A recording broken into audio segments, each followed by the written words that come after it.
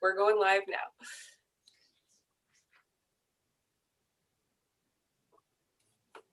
Hello, everybody, and welcome to our February book club pick. I actually almost forgot what month we're in because time has no meaning anymore. And it seems like we just met not that long ago because February is such a short month. But anyway, welcome to our February book club. We, of course, would like to welcome our books editor, Ben Sigurdsson, a regular book club fixture, and our author, Saleema Nawaz. Thank you so much for being here tonight. As you can see, we're missing our McNally Robinson component tonight, but they'll be back next month, and Ben's gonna tackle this one solo tonight. I'll hop on if we have any issues later, but I don't foresee any problems. And as always, we'll announce next month's pick at the end of this meeting. And with that, I will send it over to Ben to do an intro. Okay, well, I watched as many of the previous book club installments as possible as I could, so I could really try and get the vibe of what Chris went for with his intros, but I don't think I captured it. So anyway, last month we talked to Joan Thomas and about her book, Five Wives. Have you read Five Wives, Saleema? I have indeed read Five Wives. I love that book. Anyway, yeah. So that explores, that's a novel that explores, past real events in fictionalization, or fictionalized ways or whatever. And in some ways, this month's selection features a fictional occurrence that almost predicts the future. Anyway, so Montreal or Quebec-based author, because I know she's not in Montreal right now, Saleema Nawaz's Songs for the End of the World.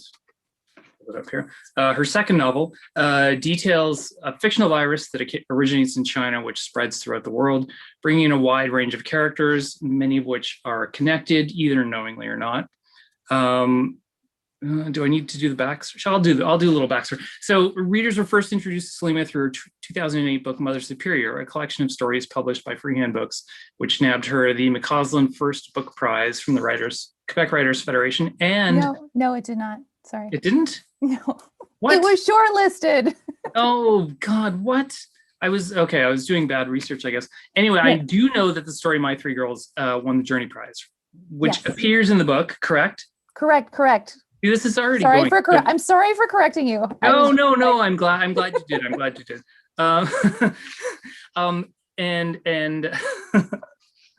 Her first novel, 2013's Bone and Bread, which was published by House Venancy, won. Yes, that one won. Okay, won the Quebec Writers Federation Paragraph Hugh MacLennan Prize for Fiction and was a finalist in the 2016 edition of CBC's Canada Reads. This is all stuff that Chris doesn't usually actually cover, so this is bonus material. But we're here to talk about Saleema's absolutely captivating Songs for the End of the World. Written over the course of many years, Saleema's second novel was originally slated to be published in August of last year by McClellan Stewart, but was released in ebook form in April as the real-life pandemic began spreading across the globe. I originally read Songs for the End of the World around that time, prior to talking with Saleema for an article we did or an interview we did for the Free Press, and of course read it again in preparation for tonight's book club meeting. And while I enjoyed the book both times, I was struck by how my perception of it and my perception of the pandemic as well that we're living in had both changed.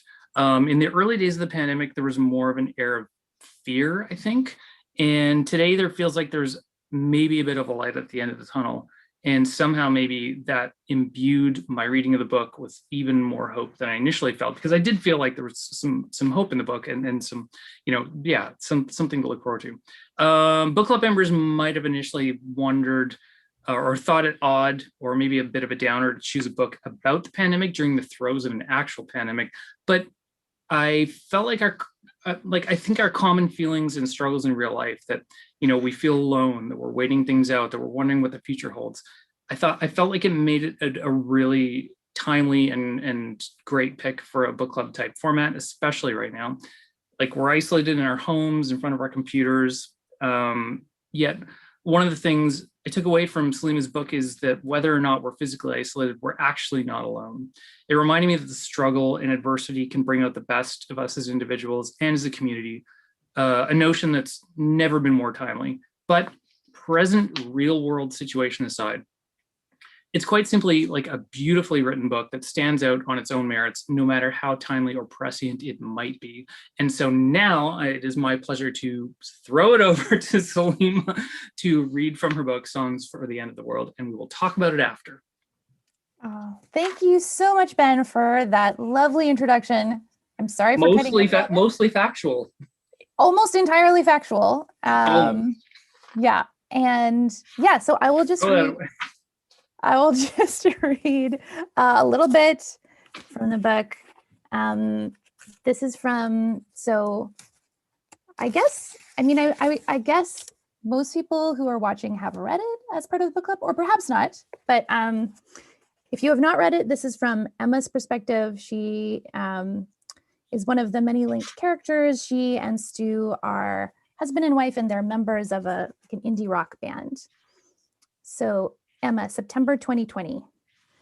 Emma slipped her hand into her pocket and pulled out her phone. Reflexively, she snapped a photo of the half-deserted terminal and sent it to her sister. Surprise upside of terrifying worldwide epidemic, no epic lineups to get through airport security. She and Stu and their bandmates were waiting in a newly designated pre-screening area as 6 ceiling-mounted monitors tuned to the same news network flashed synchronously high above. In a couple of hours, they would be flying into Canada by special dispensation to headline an Aramis benefit concert in Vancouver. It was only a few weeks ago that Emma was lying on the couch in front of the television saying, Aramis sounds like something nice to catch, much less disgusting than swine flu. Stu was on the rug, playing with an old theremin he'd found at the Salvation Army and repaired with the help of how-to guides on the internet. They should name all the flu variants the way they do hurricanes. His hand cut through the air above the theremin and a hypnotic sound thrummed across the room. They're like the chorus of a song the way they come around every year. It would sound like a much friendlier way to die, getting killed off by Flu Henrietta or Flu Kevin. Back then she'd laughed. Now she checked her phone for a response from Domenica, though the time difference made it unlikely. Her sister had moved halfway around the world and married a man named Ahmad, who was actual oil royalty from the UAE, and with whom she had 2 little girls, Aliyah and Layla. Emma and Dom communicated mainly via text, or more frequently these days, highly staged photos annotated with emoji reactions. Looking up baby names, asked Jessie, I nominate Jessica. Ben shook his head. Way too 80s. This may come as a shock, said Emma, but you guys actually don't get a vote on this. Stu grinned and leaned over to place a gentle palm on her belly. How are you feeling, he asked. What did the doctor say? Stu was tender, careful with her these days. The baby was precious cargo and Emma was the courier, the protective packaging. She was the styrofoam peanuts. No matter how close they were, the baby was between them now. The baby is fine, said Emma. At least, the baby had been fine at last week's appointment. But this morning, while Stu assumed she was enduring the clinic's usual battery of tests, the premier tattoo artist in Texas had looked at her stomach like it was a dude who had cut in front of him in line. Absolutely no way, he'd said from behind the counter. And he shook his head so minutely it was as though he didn't want to give her anything. Not a tattoo, not an apology, not an inch. It's just too risky for the baby, he said, crossing his arms. Each one sported a forked-tongued, scaly dragon licking its way down the back of his hand. You've got the risk of preterm labor, risk of infection. And pregnant women's skin is different, more elastic. It holds more water. So there's a question of the quality of the tattoo, stretch marks, scarring. Emma suspected that tattoo artists like saying no because they were the last people on earth that anybody expected to have limits, especially tattoo artists with tattoos on their faces. Yet she had apparently found a line that this leather-wrapped, forehead-pierced professional with 2 symmetrical cheek tattoos and a handlebar mustache was unwilling to cross. And then the baby had kicked up its feet into her side, as if in celebration of her disappointment. You're sure you don't think it's too risky? Stu asked now. Did the doctor say anything about flying at 7 months? It'll be fine, she said, glancing down at her phone so he wouldn't see her face, unsure of what expression he would read there. If she was too afraid or not enough. Aramis seemed distant and far-fetched compared to the more pressing concerns of a feeble bladder and broken sleep. The truth was that Emma already felt as though she'd contracted an affliction that was wreaking havoc on her body and mind. But Aramis was alarming enough that there were travel advisories in place. The EU, Mexico, and the United States had gone so far as to ban their citizens from traveling to and from China. In retaliation, China had called for certain debts to be repaid, and the President of the United States of America had gone on television and tried very hard not to say that his country couldn't quite afford to buy enough antivirals for everyone who might need them. The media, however, had no compunctions about spelling it out. Sales of guns and generators were through the roof all over the country, even as the overcrowded American ICUs reported a survival rate above 60% for adults, a statistic that Emma did not find altogether comforting. They had no comparable data for children, who by and large remained comatose, but so far there had been no cases reported in Canada, or in Austin for that matter. Emma waited a beat before turning to grin at Stu. Besides, the doctor said I needed more freedom in my life, and more fun. He actually recommended a tattoo. Can you, can you believe it? Joking. So maybe we should stop there, is what you're saying? I was actually gonna stop there. Oh, okay, well, perfect. But otherwise, you're okay. Yeah. Oh, that's good. So yeah, I'm just. Do you need a minute? I think I'm okay. I think I'm okay. Usually my questions sort of meander for a little while before we actually get to anything sort of pertinent or whatever. But actually, that's maybe a good place to start, because in sort of culling all of the questions from readers and stuff like that, there were a couple about Emma and about Dovesweet. One person, it might have been Aaron, who introduced us, talked about Emma being one of her favorite characters, and she was wondering if could talk about her development specifically, and maybe about the genesis of the interlude, the Dovesweet interludes, which she thought were quite clever and unexpected. And in talking about the band with her and with a couple other people, like, did you have an idea in your head what they sounded like? This is a sort of a strange sort of vague or whatever question to sort of start with, but like in reading about them, I sort of had this idea in my head of what they sound, but I'm just sort of curious as to whether like you had this music in your head, or it just was just sort of a literary plot device more than anything. Oh, I love that question, or like both parts of that question.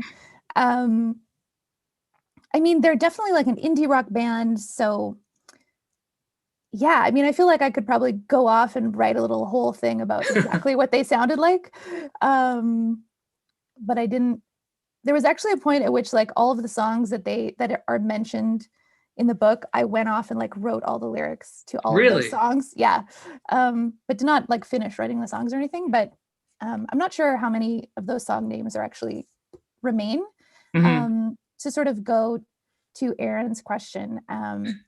Like Emma was at one point, I imagined like the protagonist of the book. Mm-hmm. Like, because to me, she's the character I identify with the most. And so I sort of thought if there was to be kind of like a protagonist, it would be her. And at a certain point, the chapter where she is sort of on the boat as a child was going to be at the beginning of the book. Like the book was going to go like chronologically. Mm-hmm. And so in that sense, it made sense for her to be kind of the protagonist because we start with her. But in the end, I sort of shifted everything around. And because she was less connected to like the pandemic that happened, it just sort of, she didn't make as much sense to be, she's sort of the most apart, the least linked character. So I had to sort of cut a bunch of her material in the end. Well, but I mean, I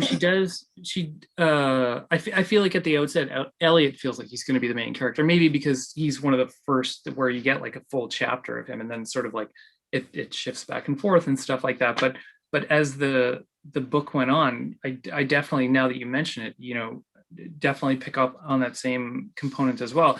And I do know for readers here that you had written some of the part with Emma being on the boat while you were in Winnipeg, did you not? Yes, indeed. Indeed, So it is. for people who didn't know, Saleema did her master's degree in English at the University of Manitoba, was here for a couple of years, where we met and sort of and got to know each other and stuff. And so, when talking about this book initially, sort of in the spring or whatever, it was mainly written between 2013 and 2019, right? But you said that, there was one part that was written sort of a little bit earlier when you lived here and stuff.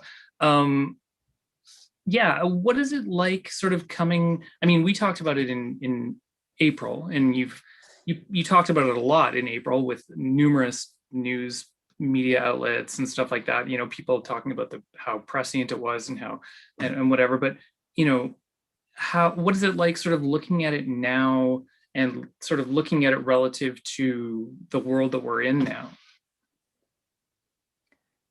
Yeah, that's a good question. I mean, I guess the truth is that I don't really look at it, right? Like, so Right, sure. when I'm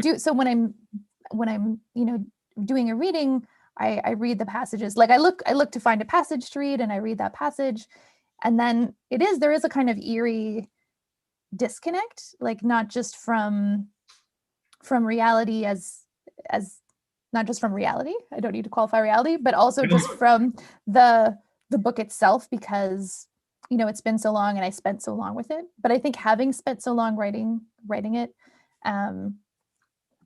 like I don't really return to it like as a book. Like I return to little passages, Sure, for sure, to read.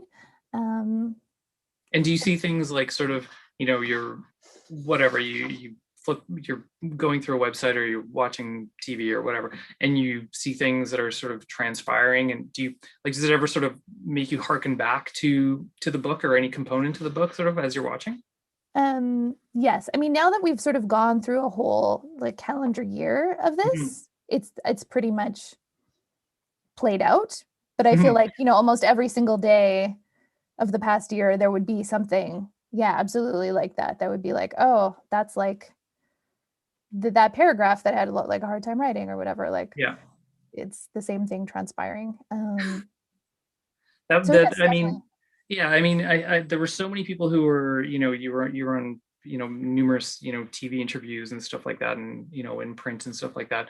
People talking about how prescient your novel was, but it's interesting to sort of come back to it now, almost a year later, and it still feels prescient, but at the same time, it's like, like I said when I was bumbling through my introduction to you, like it did feel different reading it this time than it did reading it 10 months ago or whatever. Like, and I think some of that had to do with the way that the real life pandemic has sort of transpired, and the ways in which, I think when we first talked, it was still really terrifying, and it's still scary, but it just feels like, we've lived 10 months since then.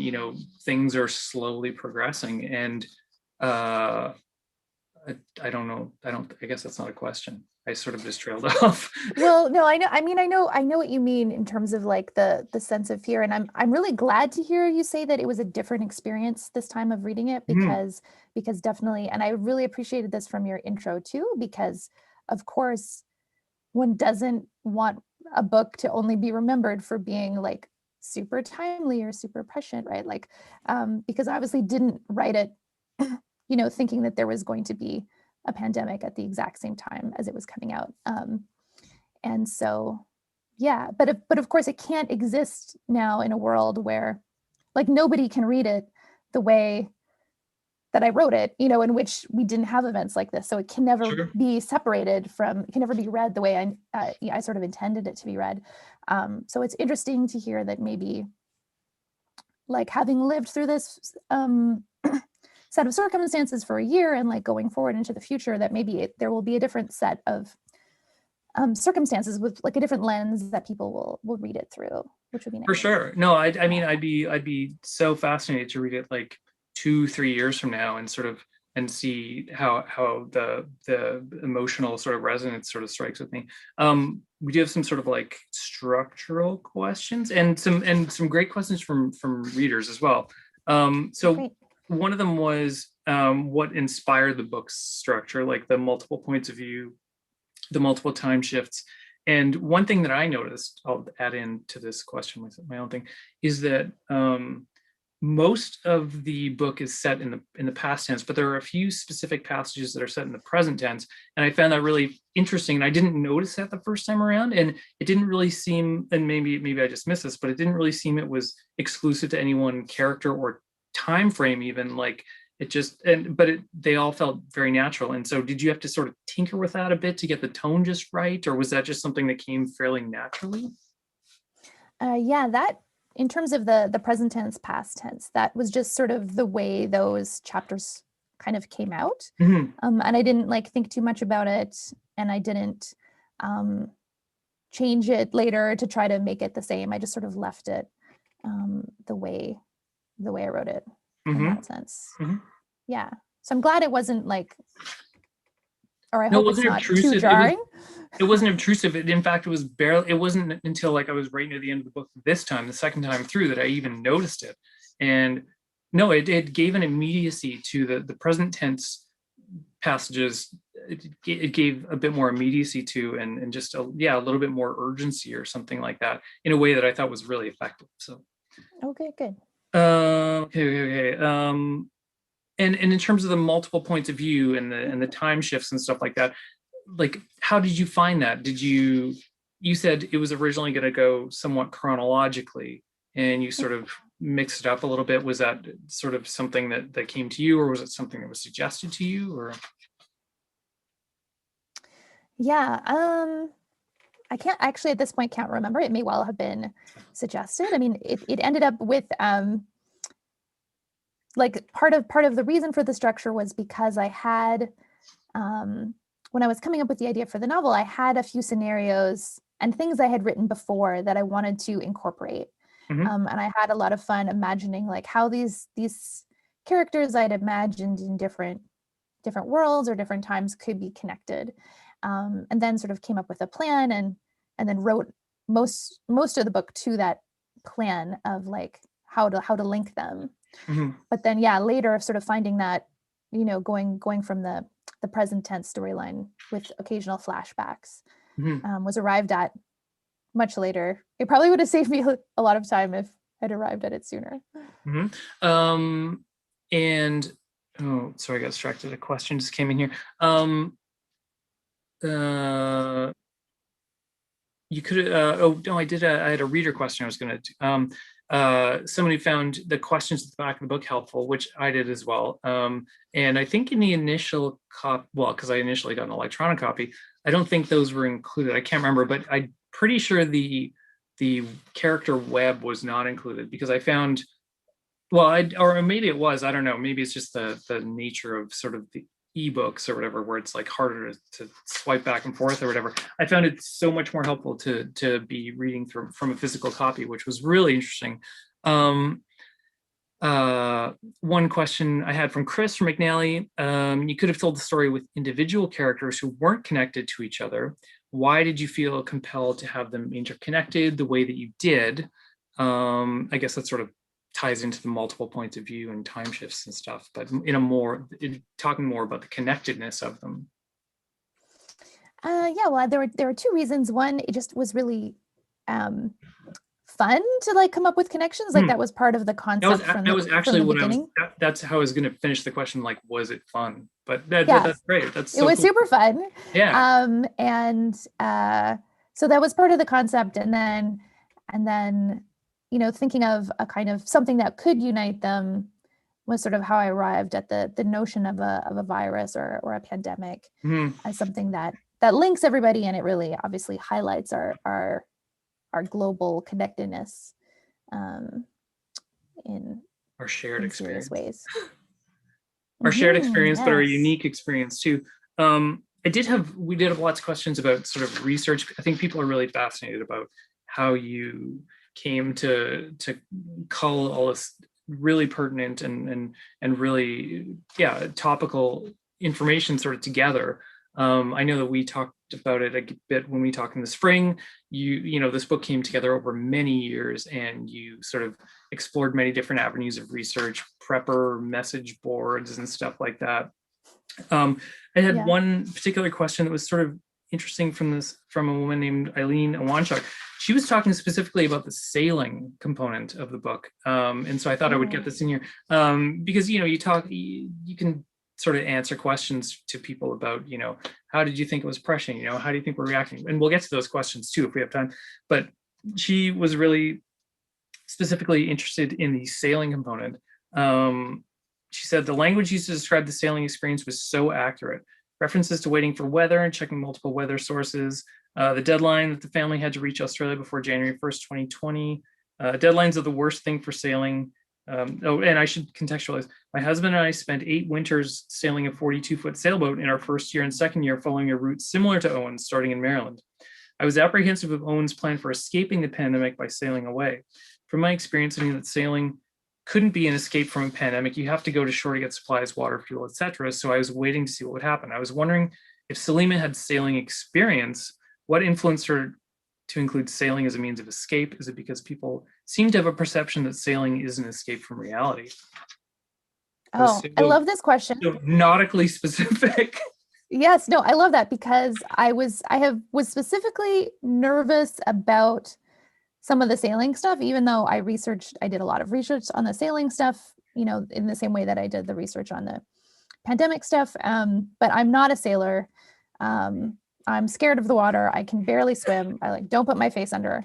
But maybe I guess that's kind of like a stereotype of sailors of yore, not sailors now. But yeah, I mean, part of it came from that story, like the chapter of Emma and her sister on a boat as children, which came from a story I wrote when I was at the University of Manitoba. And that story was sort of inspired by there was a family in Ottawa that sailed around the world, and the Stumer family on a boat. And the mom in that family, she posted, this was sort of around,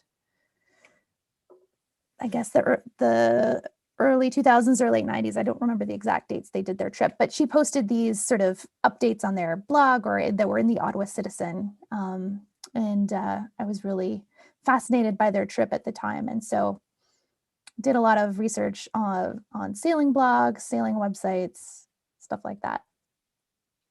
And, a couple of people did ask, and I asked you, I think in the spring when we talked a bit about the other research that you did, like the prepper forums and stuff like that. What was that experience like for you? And have you been back since, I guess?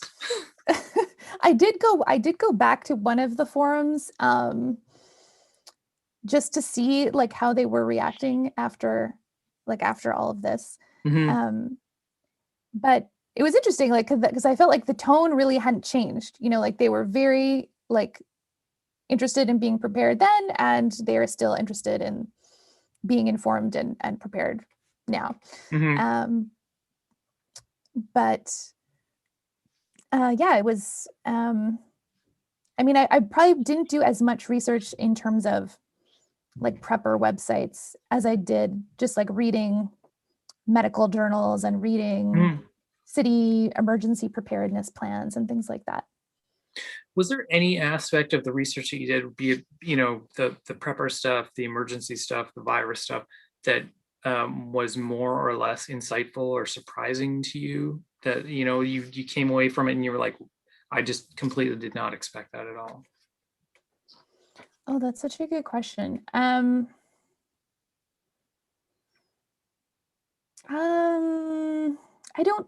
I don't think so. I mean, there were certain reconstructions, I guess, of the initial spread of the SARS virus. I think in Hong Kong, at the hotel, speculating about, its airborne transmission, things like that, things that people were could it have been spread through the elevator, that kind of thing.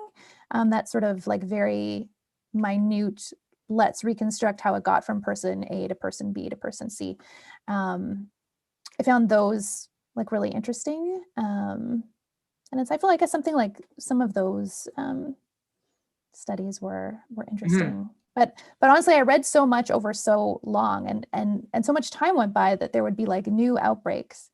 And I remember when Ebola happened, I was so terrified, but also I was oh, I need to read this news story because there could be details in this that I can use. Yeah, selfishly interested. Well, it was more like I was like I was like knew that it would make me scared, Yeah, so I yeah, didn't want to read it, but then sort of forcing myself to read it. for sure. And well, okay, I'll get to these questions later because some of them are very specific about sort of specific characters or whatever, which you haven't really talked about too much other than Emma, I guess. But one question I had was sort of now, looking back on it, do you wish you'd have portrayed any of the details of the pandemic differently in light of how things played out in real life? And the other question I had sort of connected to that was, have you found hopeful moments or instances of unexpected human connection during your own pandemic experience? Now that you're sequestered away somewhere in rural Quebec. Yeah. I mean, I guess I wouldn't say they're unexpected, given that, you know, I guess this is sort of like a hopeful, you know, pandemic novel. So certainly I've been grateful for moments of connectedness and like rely on them. But I wouldn't you describe them as unexpected, I suppose. I mean, one thing which is nice, which is maybe, sorry, somewhat unexpected, is that I still practice with my choir virtually. Oh, yeah? But we're all like muted except the choir director, because of course with Zoom and lag, you can't all sing at the same time. So yeah. we're all kind of like singing into the void of our own house, which is like, you know, sort of beautiful, maybe silly, but I like it. Yeah, well, I mean, you know, it sort of, that made me think about the sort of the martial arts classes that Elliot would go to in the book and continue to try to go to or whatever, and you know, even showing up to practice or whatever, and not even sure when he opened the door that if there would be anyone in there, and you know, there was everyone sort of. But yeah, it's like this attempt to sort of keep connected to people when you can't physically see them is just like such an interesting dynamic and such an interesting thing to play out in real life. I just want to jump in and say, I actually, the thing that you mentioned about Elliot going to his kung fu classes is something that I thought about as the real pandemic unfolded. I felt like, oh my gosh, I can't believe I included somebody who was like flouting curfew and the regulations, because I feel like I'm just so rule abiding. And I was like, oh my gosh, if somebody thinks that I'm endorsing sneaking out to go to their kung fu class, like, so I did have droplets flying everywhere. Yeah, so I did have some concern about that. Well, that did not come up at all in any of the questions, so yeah, I think you're probably pretty good. What else? Okay, so there was a couple questions about sort of the character of Owen, who it's almost impossible to get around the fact that, you know, he is you and you are him, in whether you wanted that to be the case or not. I mean, you wrote this book about a pandemic. It came out, oh right, you know, right at the same time. He wrote a book about the pandemic 10 years earlier, a novel about the pandemic, and so suddenly he's an expert.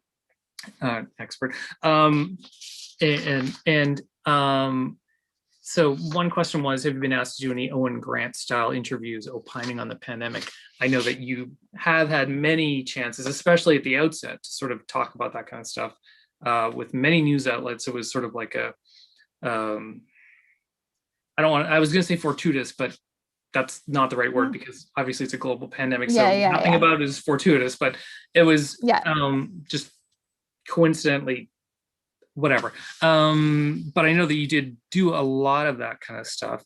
And there was another quote. I think it just came in. I just want to say I was asked to, so there was a lot of book promo stuff that did obviously touch on the pandemic, but there were some times where I was asked to come on the radio, to go on the radio and say what I thought was going to happen, like going forward into 2020 and 2021, and I was like, I don't want to do that. No. But then I have also I've started writing a column for the Montreal Gazette, and I find myself feeling like this personal responsibility to keep like writing about masks, like almost compulsively. I'm like, I need to stop. Like I keep swearing I'm going to stop writing these things, but I'm like, if I have this platform and I can like urge people to be safe and to like do the right thing, you know, as regards their neighbors and stuff. So I do feel that like Owen-esque responsibility Sure. to inform people. Sure. Okay, so I have a few questions from one reader, John, who he had some sort of they'll almost be like rapid fire questions probably because they're very like sort of specific to Okay. the book and like, you know, so will there be a follow-up to this Love book? it. There will not. Okay, there you go. And he asked, how do they make it out of Aramis? But I don't think that's fairly speculative. But we can talk about the ending in a bit. That would be actually fascinating to me. Just sort of how it's fairly open-ended. And then he said, I found myself wanting to see the end of the book to figure out how Aramis ends, as we were all looking forward to the end of COVID. However, there's not much offered in terms of an outlook on the future. May we read into this?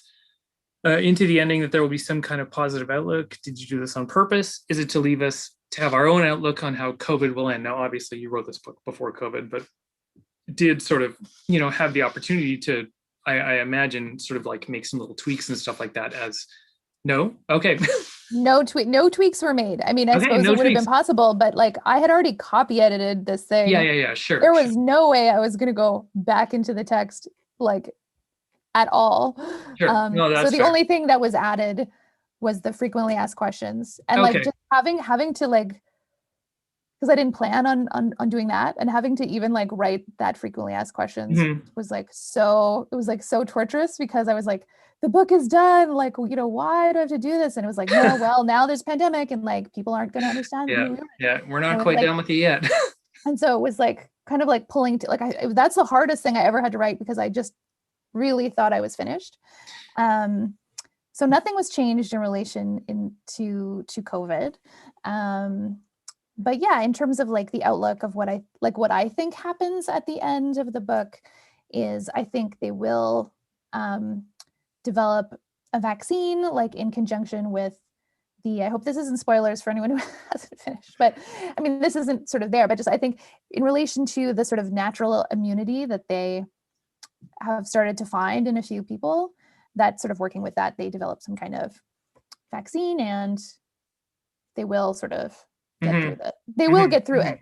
I don't know the exact timeline. And I think that plays into the hopefulness of the entire book and the, you know, the ways that people come together and the ways that people work together.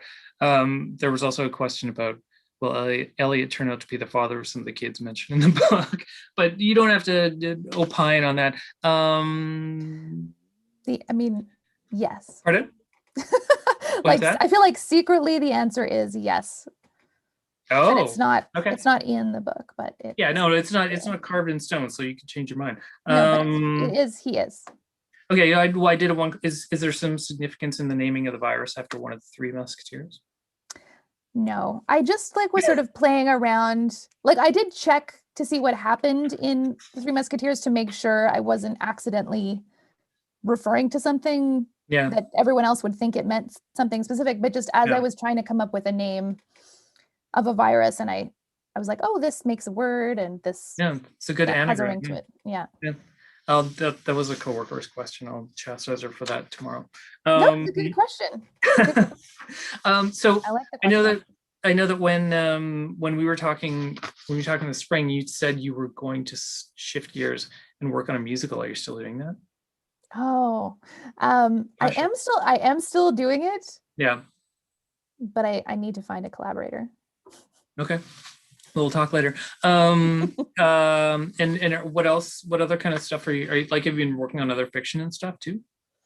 I've been working on like everything except for like a long, serious literary novel. So like I've like written most of a middle grade mystery, and I've planned out like an adult mystery, and that's nothing to sneeze at for sure. That's a specific, like, you know, working in those specific genres is not easy, I imagine. No, I'm not, definitely not saying it's easy, and but just different.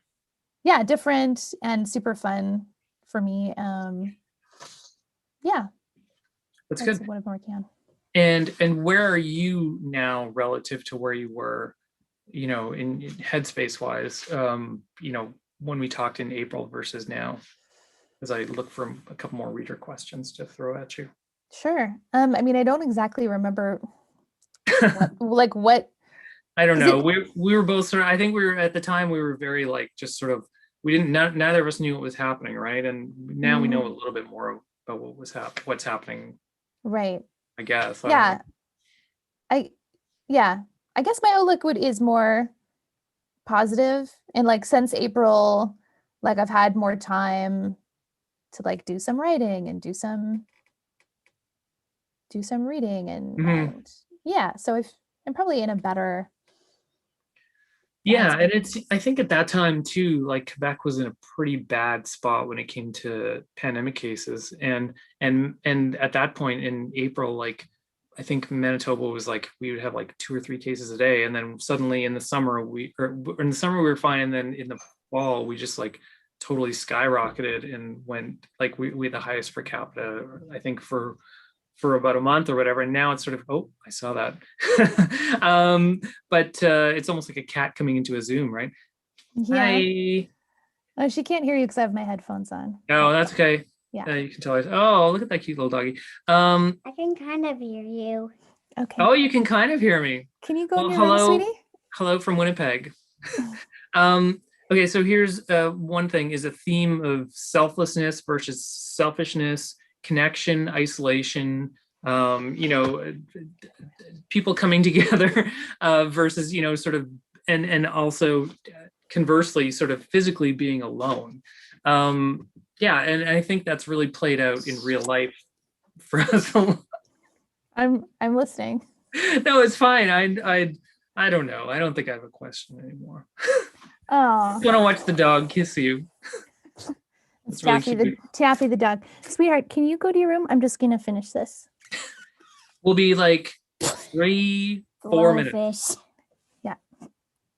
We'll be 3 or 4 minutes. I promise. That's it. Aaron is back. That means we're almost done. It's true. Aaron's probably like, oh no, what's happening? To come back. Sorry, Ben. You can finish your question. No, I had one. No, it was a reader question. It was just sort of about the contrast between selflessness and selfishness, connection and isolation, and I mean, it's between and with one character demonstrating both sometimes, and I don't know. Were there other examples like this? I maybe missed. I don't know. But there are lots of contrasts, and I think that's probably true of people in general, right? Like we're people who just are full of what's the word I'm looking for? Not contrasts, but things that contradictions, complexity. Contradictions. Thank you. Yes, that's exactly the word I was looking for. So yeah, there's no question. I will say that one of our commenters on the YouTube said that this book felt like contact tracing with a personal touch, which I thought was very cute. That's awesome. Yeah. Yeah. Are you? Well, I don't know. So yeah, you're working on some small stuff or whatever. I don't know. But otherwise, you're feeling better about sort of where we're at 10 months later than you were. Well, I feel like, I mean, when it comes to what's going on in Quebec, and when it comes to like I'm sort of one of these like, let's get to zero COVID people. And I don't know how much Quebec news you get, but it's like some of the regulations and the way things have been opening, closing, like Sure. Makes no sense. And now we have like the B117 variant that's like really on the rise here. And meanwhile, they're going to open up a bunch of things for March break, which I think is crazy. So I don't feel like we're past it. I'm quite apprehensive, and it feels like, okay, let's not feel like we're past it when we're not. No, for sure. I totally get that. And I think to some extent, and probably with some variation, that's the case in every province, including Manitoba. And so I don't know. I think this book does provide some hope. It doesn't matter where you are. It doesn't matter sort of what your experience is with the pandemic. I think that there's so much to be gleaned, and even if the pandemic, like I said, didn't exist, I think it's a beautiful book, and I loved reading it more the second time than I did the first, and I will read it again, pandemic be damned, regardless. I'm so grateful that you came on and talked with us, Saleema. Oh, thanks, Ben. That's so nice. And one quick question from our YouTube chat is, what are you reading right now? I'm reading. I actually am going to join up with my book club that I'm a member with in after this call.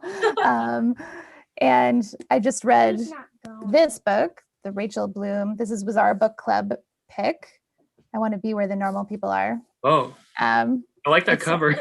Yeah, it's sort of like a 80s like a babysitter club kind of young adult ish novel. Awesome. Well, yeah, because you've been writing some young adult stuff too, so that's probably of great interest too. And I have young adult type kids in my house, so I'm very interested in that genre as well. So yeah.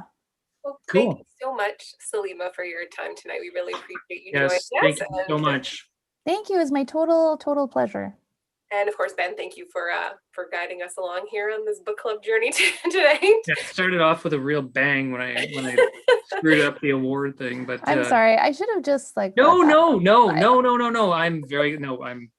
Absolutely. I'm totally fine with that. Just before we go, I'm going to announce our March book club pick, and I do not have a hard copy. I do. And you have it, you sneaky. It's called We Are All Perfectly Fine by Dr. Jillian Horton. And Jillian is local to Winnipeg as well. And you'll be getting an email with more information about this book tomorrow. It's a nonfiction. We're going back into memoir territory here. And Jillian is a doctor, medical professional, and this is her story of being an overworked mother of three who suffered some burnout and went to a retreat and kind of learned that it wasn't a problem necessarily with her, but with the system, medical system, and how doctors and medical professionals are treated and expected to kind of suppress their own internal battles when dealing with things. So we thought it would be kind of an apt pick as we hit the 1 year mark of COVID in Manitoba. I know we're kind of COVIDed out, so this isn't, a specifically, coronavirus related book, but we thought it would be a nice sort of nod to our frontline workers and medical professionals who continue to kind of push through and save our butts every day out there. And it just came out, like literally, it came out today. Yeah. And I think this is the first book club book I've not read yet. So this is like, it's sort of exciting. I mean, I love revisiting all these books. This is maybe my favorite book to revisit of all of them. But I have not read this, and I'm very excited to read it. So yeah. So all of you will be getting an email tomorrow. MTS email users will be emailing you separately. We have some email issues, so we haven't been able to get you the information that you need from our normal mailing system, but we are working to resolve that. So I will email you all separately so to make sure that you get information about this book. And I think that is it for us tonight. But thank you again, Saleema. Thank you, Ben. And we will see you all again next month. Thank you, Saleema, so much. It was so great to see you again.